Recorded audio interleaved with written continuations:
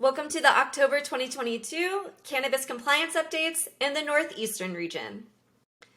In Maine, as Maine markets grow, it attracts out-of-state attention. So Maine's cannabis industry continues to attract out-of-state investment, but it's unclear how much of that is the result of the First Circuit Court of Appeals striking down the state's residency requirements for ownership in the medical cannabis market. 6 weeks ago, the First Circuit ruled that allowing out-of-state ownership for medical licenses violated the Dormant Commerce Clause of the U.S. Constitution, which prevents unfair burdens on interstate commerce. In the case, state and local medical cannabis activists argue that the federal prohibition of cannabis exempt the state market from the Dormant Commerce Clause. Instead, the court agreed that in an argument from the plaintiffs that the business stakes and not cannabis itself were traveling over state lines. Now that the market has finally been allowed to age, Maine could be establishing itself as a destination for investor cash flow, with or without the influence of court rulings. Currently, Maine's Office of Cannabis Policy is considering changes to its testing requirements for adult use cannabis, among other considerations that potentially decrease operating costs for adult use market. Whatever happens, it seems like Maine could be a tipping point in its development as a cannabis destination. Moving on over to Massachusetts. Newly appointed chair of Massachusetts Cannabis Control Commission is still listed as an owner of a cultivation business. As the Boston Herald reported September 28th, O'Brien is listed as a owner or partner of Greenfield Greenery in the company's 2020 application for a cultivation license. Greenfield, a city in the western Massachusetts, held a zoning board meeting in June 2021, at which O'Brien represented herself as CEO of the business. Greenfield Greenery holds a provisional license from the state, but the decision to award the Greenfield Greenery was a final license rests on an upcoming inspection of the operations and a vote by the CCC.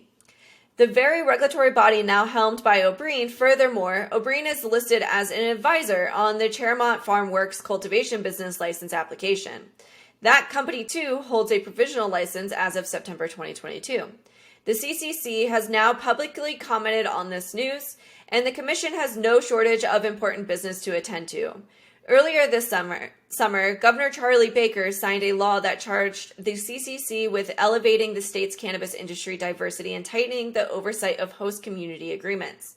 Those host community agreements form the backbone of Massachusetts' version of the local approval process for license applicants. Greenfield Greenery filed its own host community agreement in October 2020.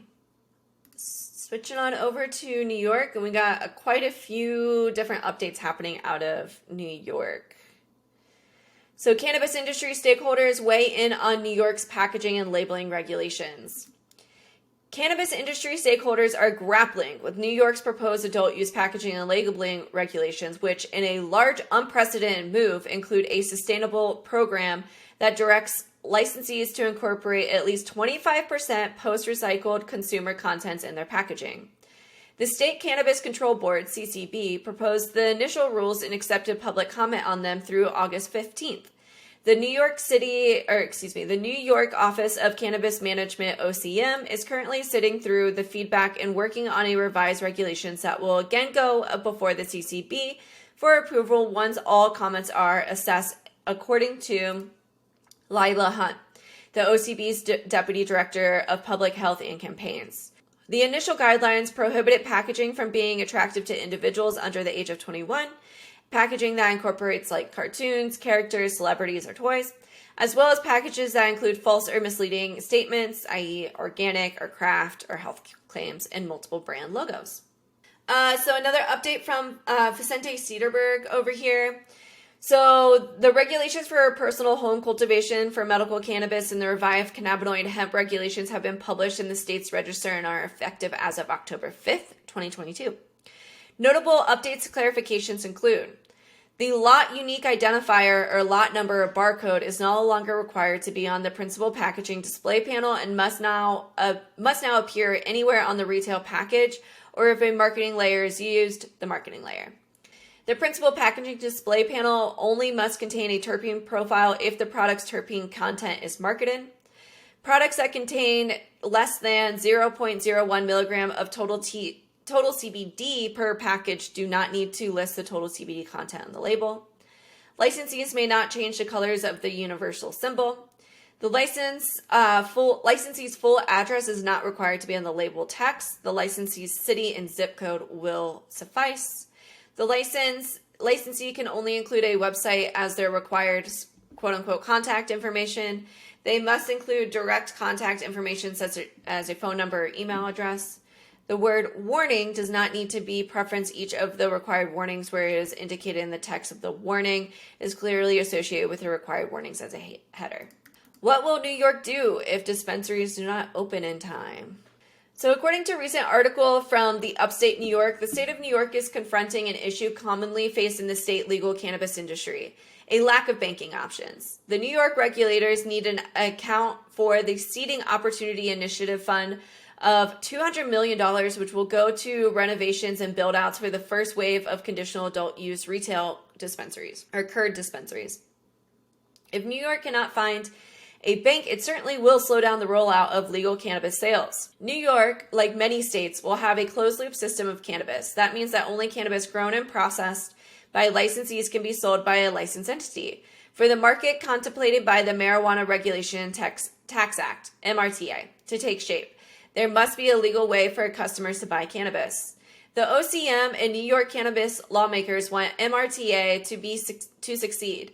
If conditional cultivators and processors have no outlet to sell their products to the public, the risk of diversion into the legacy market increases substantially. Although New York has lessened penalties for cannabis crimes, the state surely does not want to strengthen the unregulated legacy market. Hopefully, the CURD licensees can operate in the near future. If not, OCM may open up other pathways for cannabis distribution. We'll keep you updated at the Green Light Law Group. And New York's first round of dispensary license seemed to be stalled with no clear solution on the horizon.